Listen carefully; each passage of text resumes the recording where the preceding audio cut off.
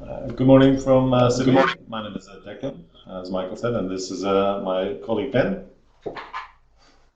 And we're just going to be representing a conference paper we gave in Wollongong in November, and it's regarding the issue of proofreading. And the conference seemed to find it of interest, and so we'd like to represent it to you. Just to clarify, we work at the Australian College of Physical Education, so there's a little issue there. It's not the applied psychology. We are going to just, I'm going to hand over to Ben. Ben's just going to talk a little bit more about the context and who we are and what we do. So over to you, Ben. Okay, thank you. So Declan and I work at the Australian College of Physical Education, which is located in Olympic Park in Sydney, New South Wales. And in terms of our student demographic, the majority of our students at ACPE are under the age of 25 and also domestic students. So we have very few international students and very few mature age students.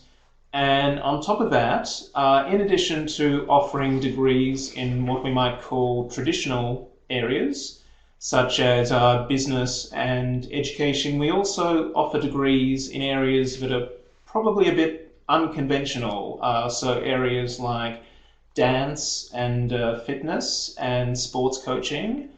And as you can imagine, that means that a lot of the students who we work with at ACPE are predominantly kinesthetic learners rather than students who learn through reading and writing.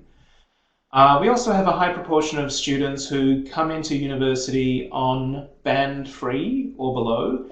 And just for those of you who are tuning in from overseas, the band is a test that is administered at the end of high school, just to gauge students' literacy, numeracy levels, all that stuff. And band 3 is sort of middle of the road. So we do get a lot of students coming into ACPE with significant sort of literacy needs. And the work that we do at ACPE as academic skills advisors is quite similar to what I imagine most of you do at your institutions. We teach workshops, we provide lessons embedded into courses, we develop resources for students, and we also look at drafts of work prior to submission for assessment. And what we do with those pieces of work helps to ensure that lecturers don't get too many nasty surprises. But of course, the nature of what we do with that work will always depend on the quality of the assignment and also the skills level of the student. And what we do ends up sitting somewhere along a spectrum, starting at non-directive approaches, spanning to more directive interventions. So by non-directive, I mean approaches where we're hands-off and quite detached and provide very sort of generic feedback, and the focus is not on intervening into the work, but equipping the student with the sorts of skills that they'll need to succeed at university. And a nice analogy for this is the analogy of the fish, where I'm sure you've all heard the phrase, if you feed someone a fish, you feed them for a day, but if you teach them to fish, you feed them for a lifetime. And that's what we see ourselves doing a lot of the time, equipping students with the skills that they'll need to succeed right across their studies. Another nice analogy would be that we are giving students the tools that they need to excel at university. But then at the more directive end of the spectrum, we'll often find ourselves carrying out activities with assignments that are close to the sorts of things we would associate with proofreading. And an analogy at this end of the spectrum would be that we're actually picking up a spanner and getting into the assignment and getting our hands dirty and doing some fixing type of work. Another analogy would see our academic development office treated like a laundrette, where students drop off their work at 9 o'clock and we wash it, we dry it, we press it, we iron it, and return it to them, you know, nice, dry cleaned at the end of the day. And obviously we don't always like doing this, but it is something we do find ourselves doing some of the time. And after delivering this presentation at the University of Wollongong back in November, we certainly found that a lot of other people in our field faced those same problems, where we set out to provide students with the tools to improve their work, but often we end up intervening in the assignments ourselves. And obviously it's a big part of the rhetoric of our discipline that we don't proofread. And most of us on our websites will explicitly state that. And we actually went and looked at a bunch of different websites for writing centres in Australia and took a few screen grabs. So those of you tuning in around the country, you might recognise your websites up here. Here's one example. Staff won't check your work for grammatical errors. Another one, we are unable to provide an editing, proofreading or grammar checking service. Yet another one, we can't edit or proofread your whole document. Neither writing mentors nor language learning advisors edit or proofread essays. We do not offer editing or proofreading, and so on. So we tend to say very loud and clear to students that this is not what we do. We do not proofread assignments for you. But, as I'm sure you all know, we get asked to do that quite a lot. And here are a few screen grabs of emails we received over the course of the last semester. So, hi, please get, some proofreading is needed there. Could I please get my essay proofread? Hi Declan, attached is my Ed 392 essay for proofreading. Hey guys, just wondering if I can get a proofread. Can you please help me by proofreading my work? Just wondering if I could get it proofread, and so on. So we've all received many of these emails, I'm sure. So we're all familiar with this tension between, on the one hand, telling the world that we don't proofread, but on the other hand, being asked to proofread all the time, and often finding ourselves doing just that. And like I said, when we spoke and delivered this paper at the University of Wollongong, we found that a lot of staff experienced similar issues and similar tensions, and certainly this resonated with them, and I'm sure that it resonates with quite a few of you listening now. And so we decided that we wanted to do a little bit of research around this sort of tension between what we tell the world we don't do and what we're often asked to do and end up doing.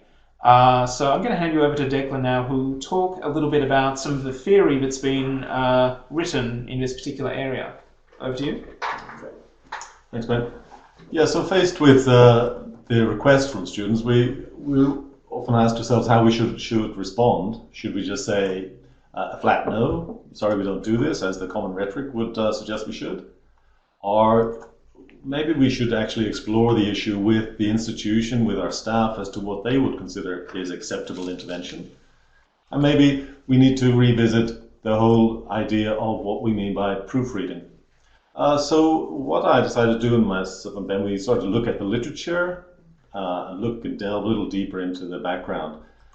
And so the tension between directive and non-directive intervention has existed since the inception and foundation of learning centres, as you're probably aware. And the paradigm of non-directive, I think, goes back to Richard North, who wrote a very famous article called The Idea of a Writing Centre. And his mantra was, our job is to produce better writers, not better writing. So the idea is that in terms of the features of this paradigm, we should focus on the student and the writing process, not the text, not the product. Our job should be dialogic, Socratic, minimalist, and as Brooks said, the less we do to the paper, the better. It's just not our role to edit or to proofread, because proofreading basically disguises illiteracy. It doesn't tackle it. Another ideas following on is that it encourages dependency rather than developing independent writing skills. Of course, it's also considered ethically suspect and academically dishonest, and is verging on cheating, plagiarism, who owns the paper, whose voice is it, etc. And another issue that comes through in the reading on the non-directive paradigm is that proofreading devalues what we do, because the idea is that any native speaker can proofread, and so we become deprofessionalized and de-skilled vis-a-vis the academy. However, a lot of the non-directive paradigm came out of the 70s and the 80s when the higher education model was slightly different. And now, as we know, we've gone from an elite model where 0.15% of the population went to university, often with high levels, or reasonably high levels of literacy and academic capital, to now a mass model education of total up to 50% of the total population, which is where we are in Australia at the moment. And as a consequence of this, we have a totally different cohort, very heterogeneous. I'm sure you recognize a lot of these: low socioeconomic status, non-English speaking background, international, indigenous, non-traditional, first in family, part-time, disadvantaged, unprepared. So these are very much the sort of students that we find we are dealing with at our institution. And so the idea is that the focus now is on actually retaining these students, ensuring they complete the first year. And so perhaps that non-directive paradigm is not going to be so effective with these learners, and that we need a more flexible transition pedagogy. And so in the literature, there is now a lot of people writing about a new landscape, a new approach, and a more directive, hands-on approach may help to mitigate attrition and decrease the likelihood of withdrawal or failure for these low proficiency and some often disadvantaged students. And the idea is coming through that centres have an ethical responsibility, given that we've accepted these students, we've opened the door, we've encouraged them to come in, take on debt. It's unethical for us to close the door in terms of supporting them and scaffolding and giving them that active hands-on help that they're looking for. So the directive paradigm suggests that proofreading may help to aid retention because it keeps the disadvantaged students in the game, so to speak, as they find their feet. In that first transition, particularly with first-year students, it's important that the support is quite active and that might be ethically acceptable to actually proofread their work. Obviously, the whole idea of efficacy and students' confidence and gaining confidence through success, because as Makievich says, grades correlate with students' perception of self-worth, but by helping the students, by giving them that hands-on support, they may get through those first few assignments, gain the confidence, and then be able to push on through and gain that sort of crucial independence.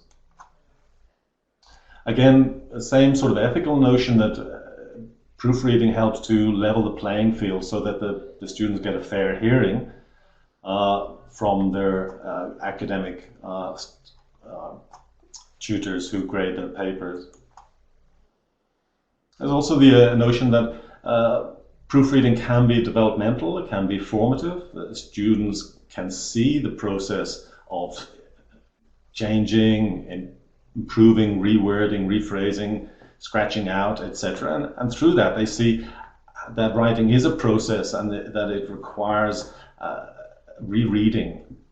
And so proofreading can be, in some people's views, developmental and formative. And some people also see that it can be aligned with social constructivist pedagogies of scaffolding, modeling, and Vygotsky's zone of proximal development, and that it's a part of a collaborative learning process. And that whole notion that writing is not, in the romantic sense, a solitary process where you do it in isolation. Okay, so proofreading can be seen as part of that collaborative process. On a more practical note, Some people argue that proofreading is also consistent with the service orientation of writing centres. And one article says if we don't proofread, what do we do? We can't and should not turn students away. And given a lot of the issues now with online essay sites where you can buy essays or you get people to ghostwrite the essay for you, maybe there's an argument for proofreading in-house rather than turning students away and into the hands of people who are a little less scrupulous.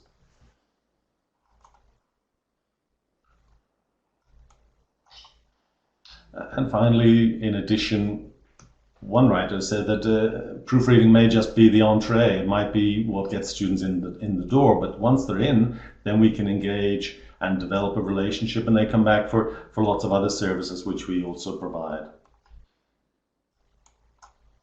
And so that was the literature, both sides, the non-directive and the directive literature, and we were faced with the issue of where do we draw the line, what is acceptable and what's ethical. And so what we decided to do was do a small-scale study with our staff and our students as to where they thought the line should be drawn, where they thought we were overreaching and doing too much, or we were doing too little. And so I'll hand you over to Ben, who'll talk you through the study and the results. Okay, thank you, Declan. All right, so as Declan indicated, we conducted a study at ACPE, two studies actually. I'll talk about each one at a time.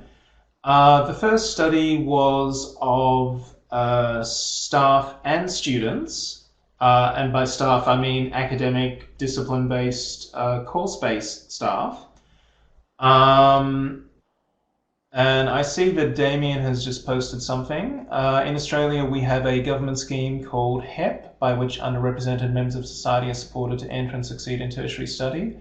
A program like this one seems a very suitable way to support low SES and other underrepresented students. Yep, I completely agree. And we can return to that point a little bit later.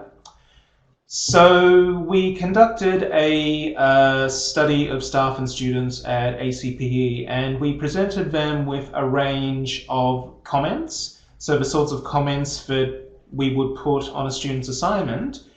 And those comments ranged from directive style comments where we're actually intervening in the work and guiding the students quite explicitly, to more hands-off non-directive comments. And we asked students and staff to basically be Goldilocks for us and to identify whether the comments were not enough. So were they unhelpful, not very clear, a little bit too detached and a bit too hands-off?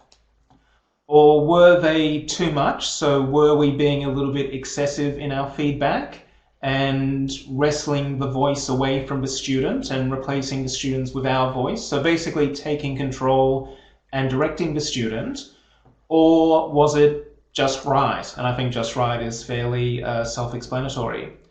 So I'm going to share now the survey that we gave to both staff and students, and I'll just let you take a moment to look over it so you can see that the feedback style comments are presented on the right of the screen.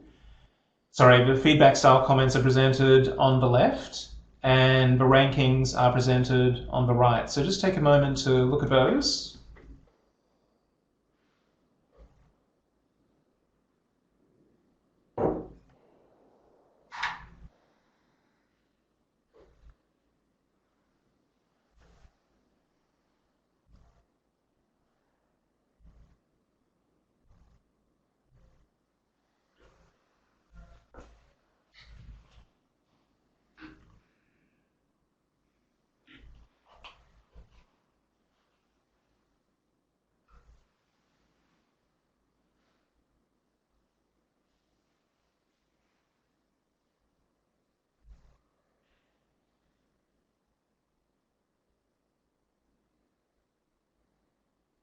Okay, so I'll just continue now, but if anyone didn't get a good look at the slide and would like to have another look at these statements and bits of feedback later on, please just let us know during the Q&A and we can backtrack back to this slide and leave it up for a little bit longer.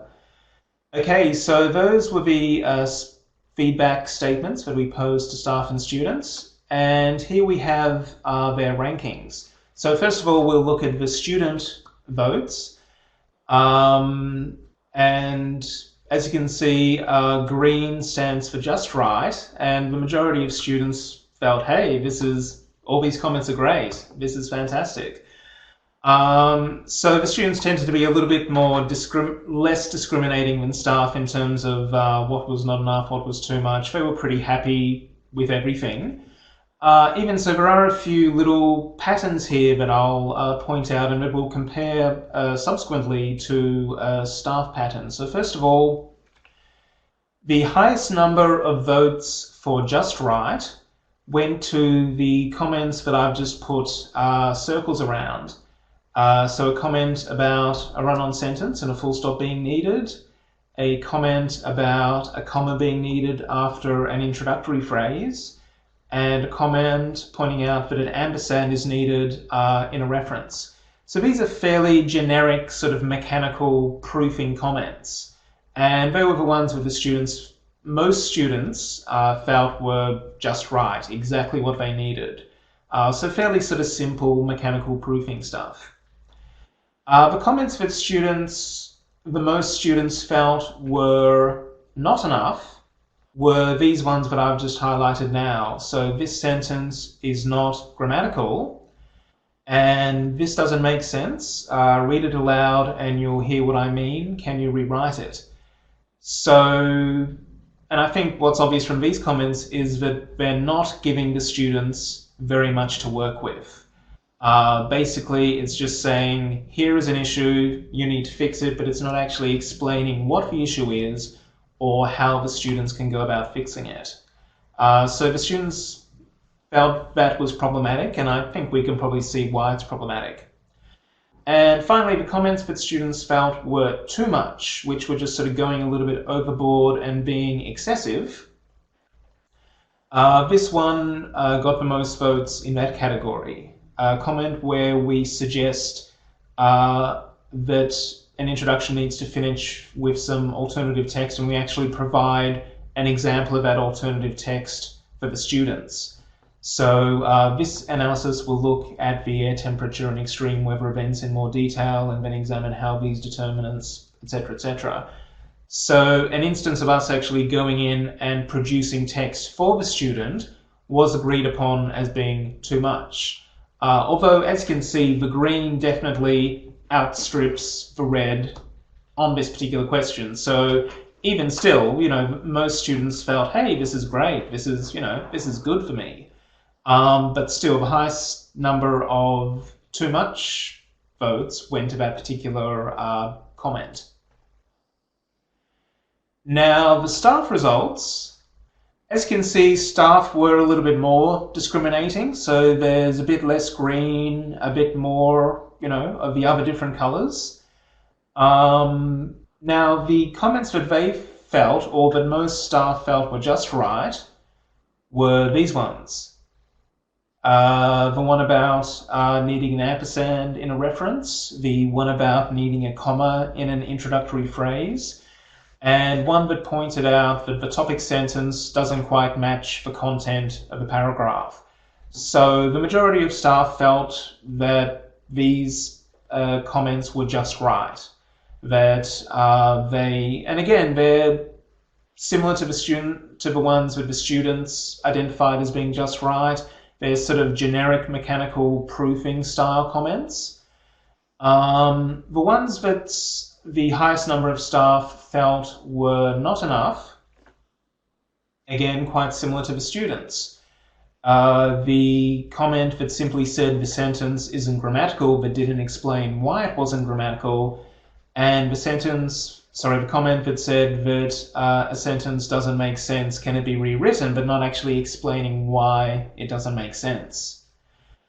And so, The common rhetoric when it comes to academic discipline-based staff is that they don't want us to proofread their students' work. But I mean, as we can see from these comments, those staff are in principle in favour of the sorts of mechanical comments that do fall under the umbrella of proofreading, and also really feel that comments do need to do a bit more than just say, this is an issue, it needs fixing. It actually needs to go a bit deeper and actually explain what that issue is.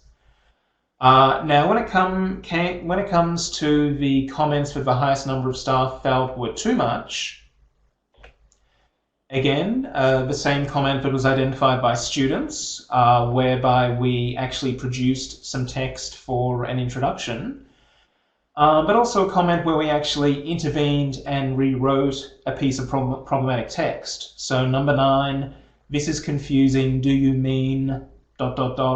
affected by prolonged high temperatures because fewer people participate ... end quotation. So even though staff are in principle in favour of certain, proofing style interventions on our part, those ones did really rub them the wrong way, and that is obviously because we are really explicitly intervening and either introducing new text into the assignment or rewriting existing text. And this is just the staff and student rankings side by side. And again, just to reiterate, staff tended to be a bit more discriminating than students, but the highest number of votes did tend to coincide. So comments that were just right were those generic mechanical comments. Ones that were not enough were comments that simply identified a problem but did not elaborate, and comments that were identified as too much across both parties were comments where we actually did introduce new text or rewrite existing text. So it was actually quite affirming to see that staff and students did sort of land more or less in the same place and should have had a sort of agreed understanding about what was appropriate and what was inappropriate. Now, like I said earlier, we conducted 2 surveys, and the second survey was of staff only. And with this survey, we actually provided a bunch of statements about the sort of work that we do, and we asked the staff to agree or disagree with those statements or indicate if they were unsure about them. So once again, I'll just let you take a moment to read the statements that have been provided, and then we'll talk a little bit about that. So just take a moment to read those.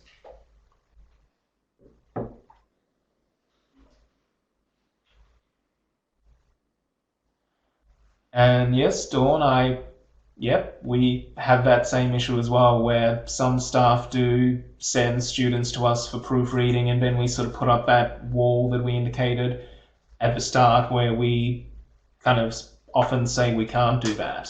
So yeah, we definitely have that same experience, and I'm sure many other people do as well. Sorry, I'll let you carry on reading.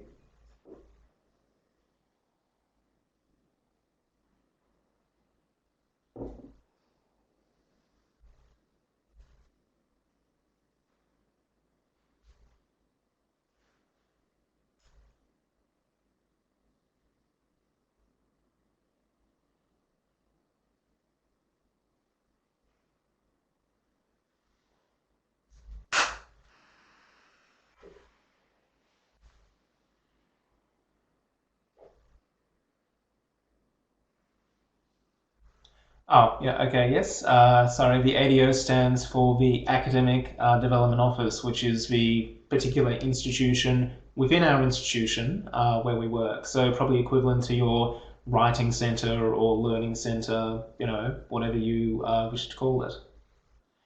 Again, okay, so I'll continue now, but once again, if anyone would like me to backtrack to this slide at the end of our presentation during the Q&A so that you can look at these statements a little bit more closely, I'll be quite happy to do that. Just sort of raise your hand and indicate at the end. So just very briefly, These are the staff responses to those statements. So orange stands for agree, the sort of dark browny green stands for disagree, and the kind of lime green stands for unsure. So again, I'll just point out a few particularly interesting things here. So the highest level of agreement was attached to these two comments.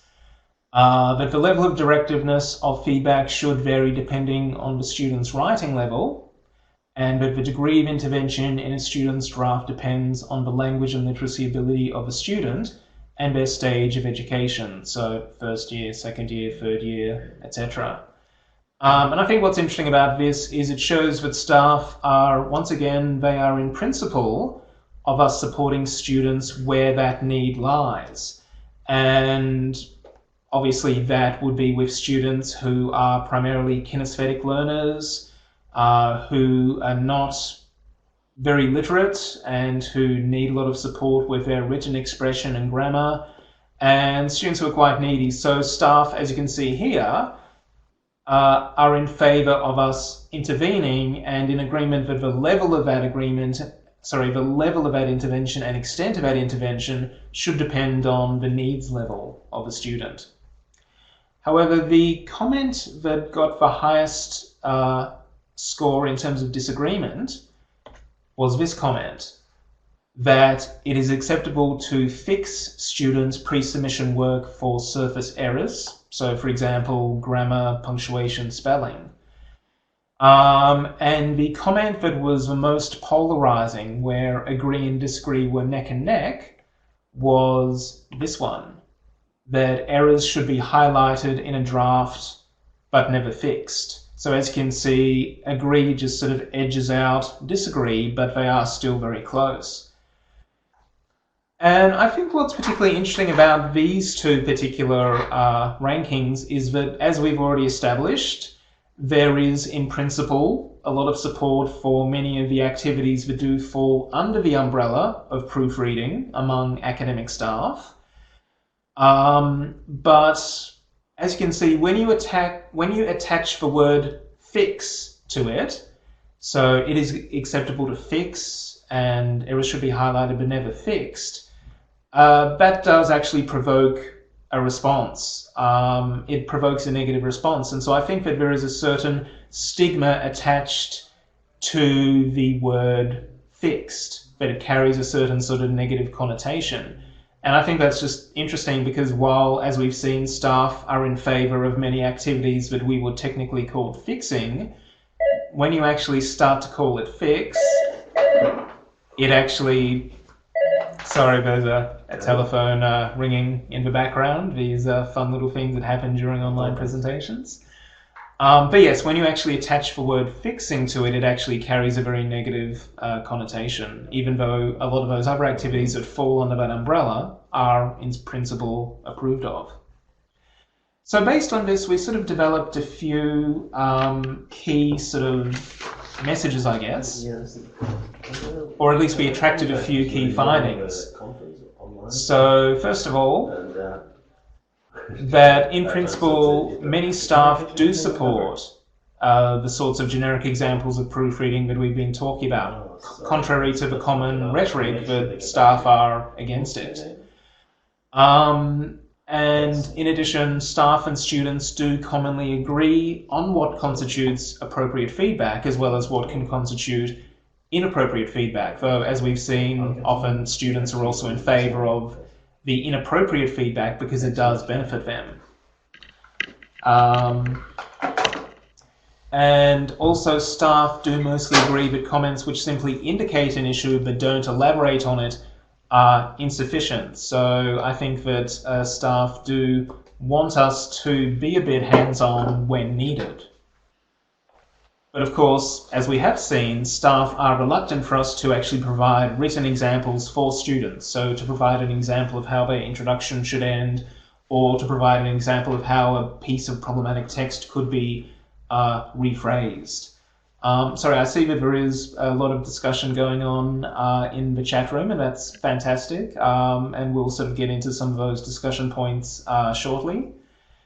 And finally, as we just said, statements that actually have the word fixed were the most contentious, which does suggest that the line between acceptable and unacceptable intervention may be a matter of phrasing, that certain activities we carry out while looking at a student's work are acceptable, but once you actually attach a word like fixed to them, it carries a certain negative connotation.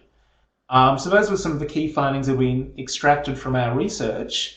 And from that, we developed a few principles that we're considering, whether or not to apply in our work, and which might be, useful for you folks to consider as well. So I'll hand you over to Declan, who will present those principles as well as some closing discussion points.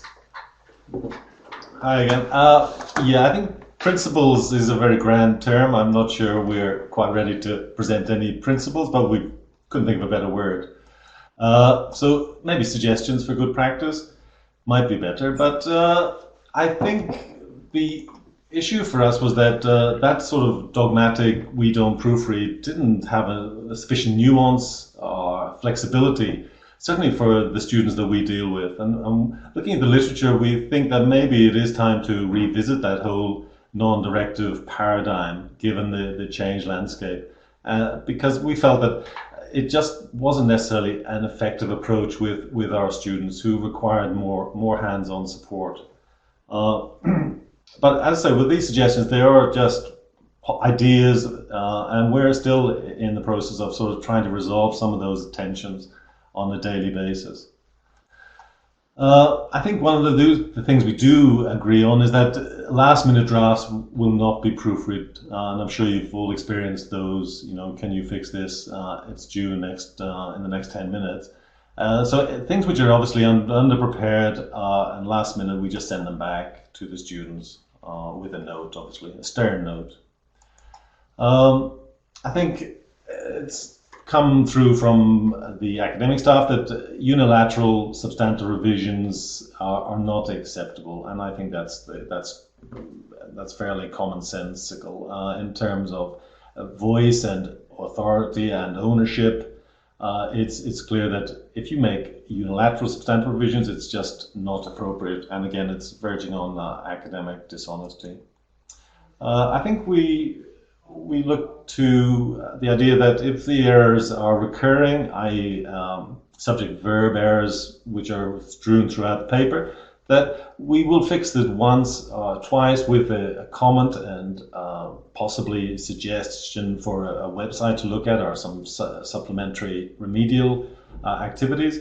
But after that, we don't continue to fix them throughout. We'll maybe identify them, but let's make a note to the students that they need to be mindful of these and observe and identify and fix them themselves. So to retain ownership and to ensure that this is a collaborative process.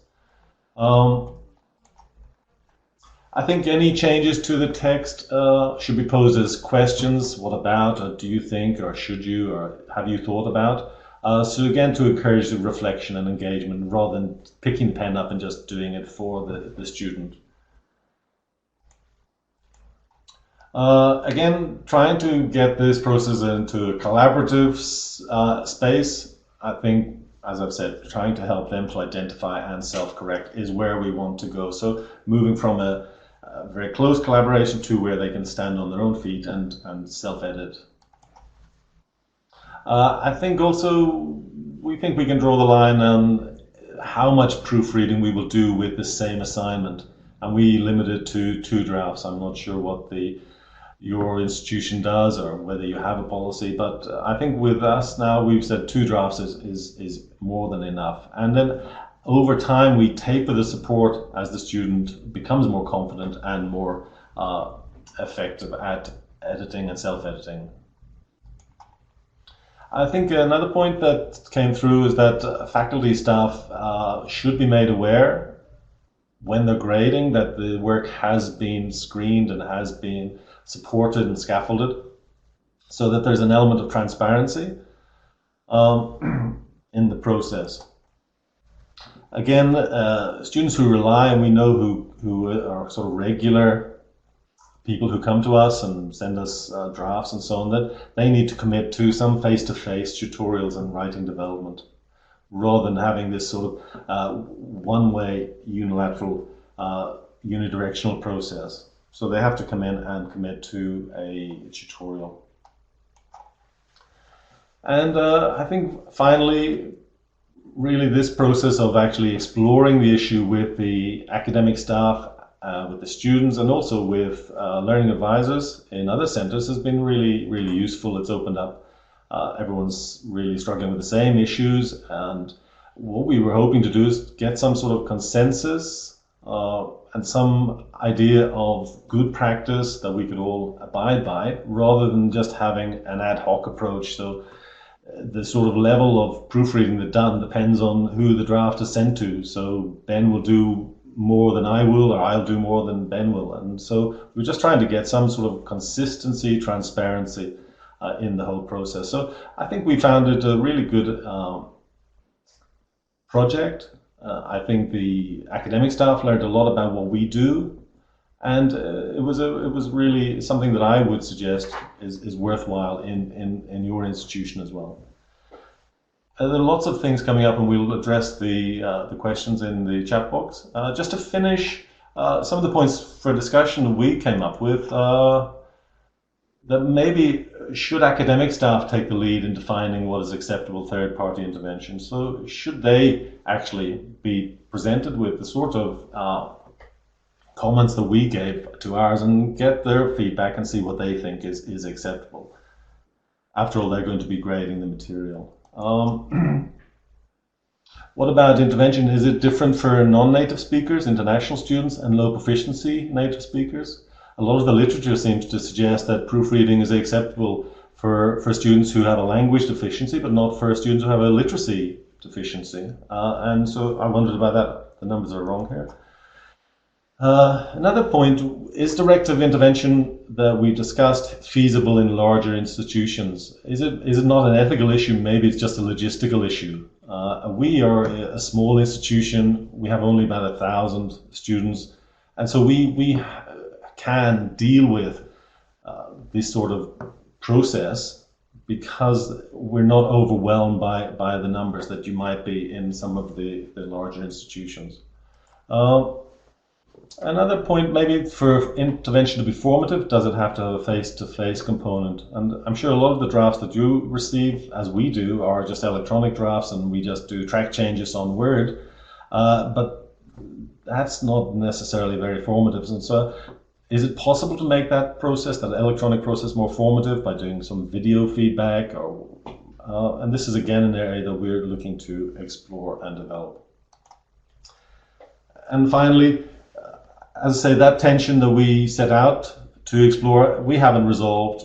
We're still not sure whether it's good to get into kind of hands-on intervention with students' drafts, and because maybe as people believe it simply deludes them into thinking that their problems can be tidied up and that in fact they're not surface, they're actually much deeper than that, and there are problems with composition and thinking skills in some cases as well. So that's pretty much it. We're opening the floor. There's a reading list, bibliography attached if you want to explore that. A lot of the writing on this subject is from the States, but also there's from the UK as well. Okay, so that's it. And we'll open the floor. And it looks like the floor is thriving. There seem to be quite a lot of questions popping up. I'm not sure if we'll be able to answer every single one of them, but what I might do is at the end of our session block, I'll put an email address in there, so if anyone does have any follow-up questions that they'd like to ask us directly, then you're welcome to email us and we can, dialogue there. So just to backtrack, the flow of questions is staggering here, so I'll just try and hone in on. Yeah, Damien, thank you for that, Damien. Yes, we weren't aware of that participation program.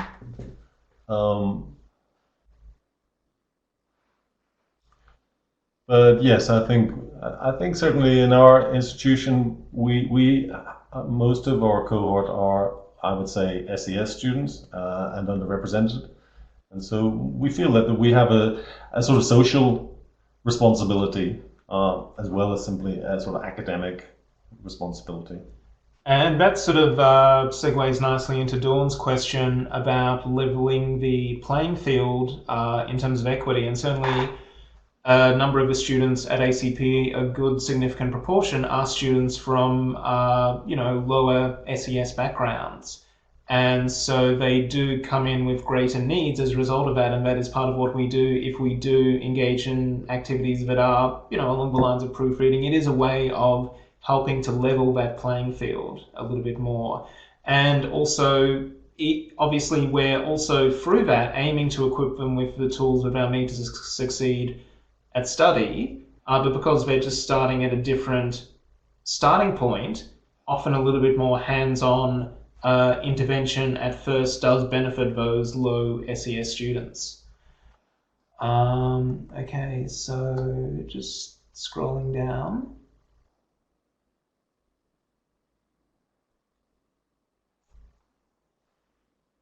A key thing here is that Simon has asked us to define what we mean by proofreading, and obviously that is a term that there are a lot of different sort of ways to look at it. And a bit lower down, I think it is Susan has said that often what is called proofreading falls under the banner of editing. And I think ultimately when we do refer to proofreading, we are talking about the textual alterations rather than the structural alterations, although we do often, identify issues with structure as well, where different things should go, where arguments need to be developed and refined a little bit. I think that's something that we all do as academic skills advisors, but the particular area that we focused on here is that sort of textual alteration that is most associated with proofreading and the concerns that sort of revolve around that. I'm just scrolling down this list of questions coming in thick and fast. Yeah, I think Suzanne, that's a really, really interesting point about proofreading for students with dyslexia and other learning difficulties. And we have had students who have got learning difficulties, and I think the scaffolding is much more extensive and it's definitely a lot more hands-on in the early stages, and we do that in collaboration with other student support services. But again, I think a lot of people feel that really when you're proofreading with low proficiency writers, a lot of people are very uncomfortable with it because effectively are you just ending up rewriting it for them? And that it's less of an issue with higher level students who have a good degree of writing where it is simply surface. But with some of the students with learning difficulties, it's a really tricky issue, and I don't think we have the answer. And just for Margaret, is it possible to see the first suggestion slide again? Yes, indeed it is. Let me just go back. We've animated these, so it might take a while to go back, but we'll get there. Yes, thank you.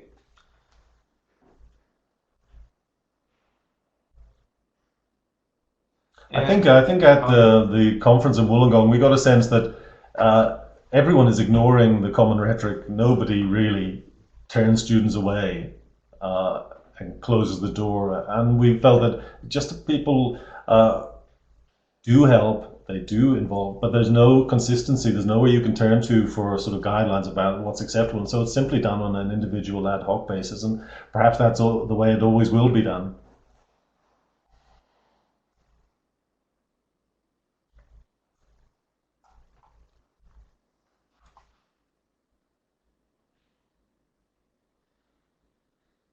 Greg, should we proofread the referencing?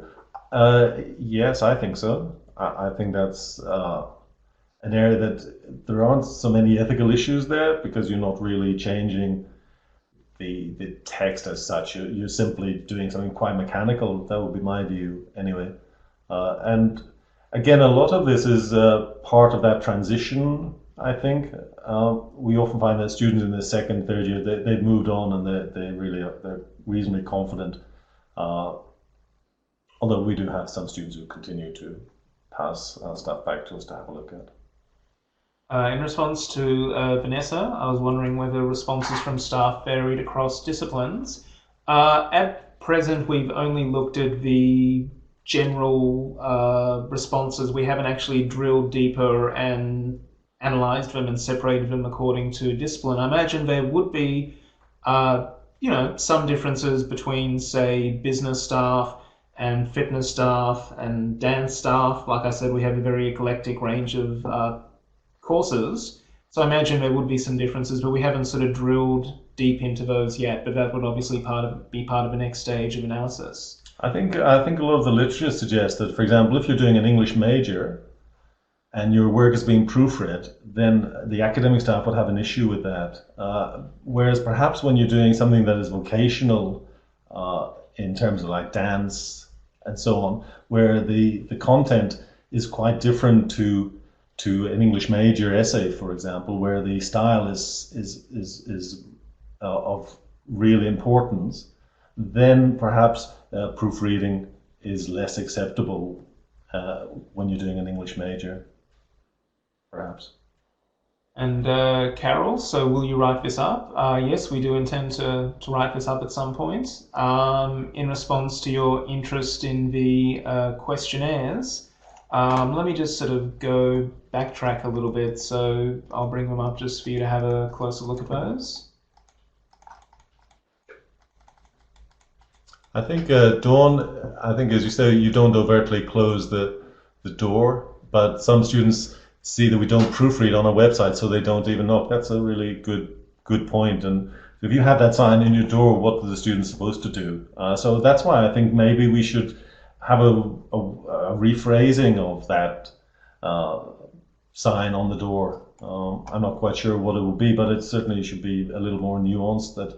Because a lot of our students, what they're looking for is a second pair of eyes, and they may not be able to get that at home. They may not get someone who can actually look at their paper and give them any sort of substantive, valid feedback on it. And we might be the only pair of eyes available for them. So.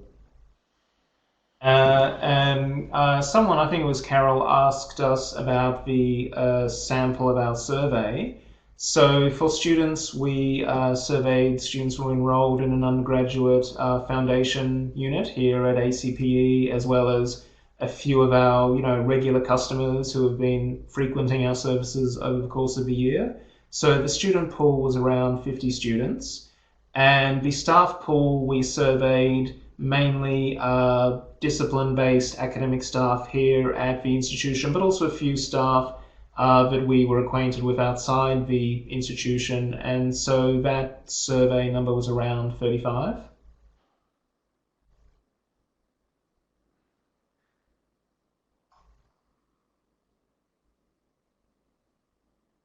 Yeah, Suzanne, I can see that. Yeah, so I think that sort of bears out the point I was making.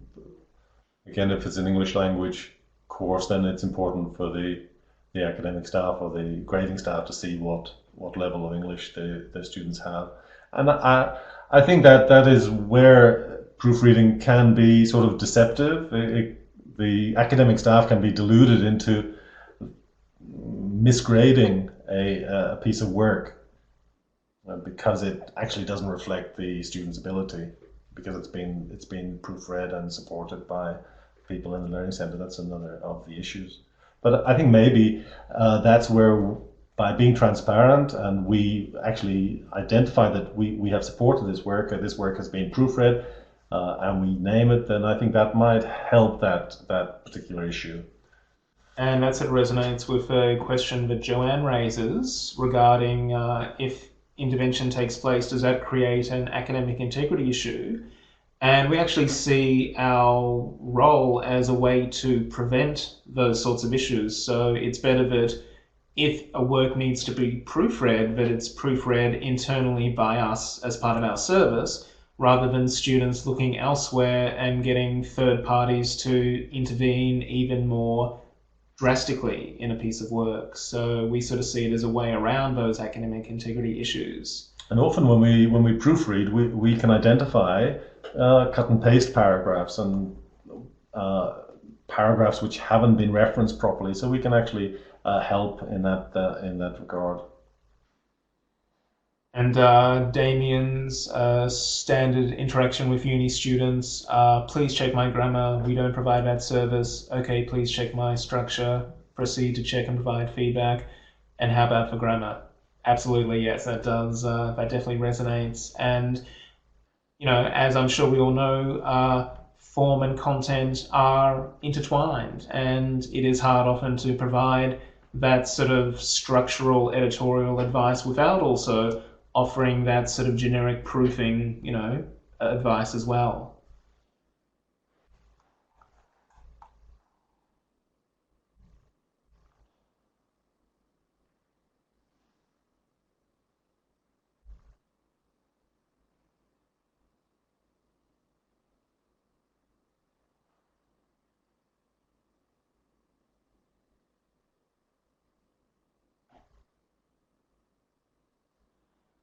Carol, just to clarify, when you ask, do you collaborate with lecturers to promote this or wait for students to come to you? So I'm just wondering what in particular you're referring to. Do you mean promoting our services as sort of academic skills advisors?